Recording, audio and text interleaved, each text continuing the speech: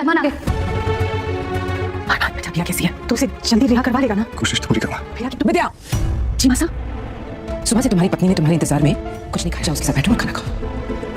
मैं पहले मायरा से मिल रहा था। मनोज और किया ना मायरा को सुला के, क्योंकि वो अबीरा की बेटी है। ये रिश्ता क्या कहलाता है आने वाले एपिसोड में दोस्तों आप लोग देखने वाले हैं कि उधर अब जैसे ही अरमान वापस लौटता है तो गीतांजलि उसे देख लेती है और कहती है अरमान आ गया।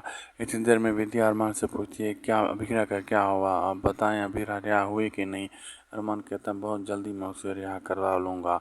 तो इतनी देर में जो है ना वहाँ पे मासा आ कहती है विद्या रुक जाओ। तो विद्या मासा जाकर अरमान को कहती है कि वहाँ पे सुबह से तुम्हारी पत्नी ने कुछ नहीं खाया, जाओ उसके साथ बैठो और खाना खाओ।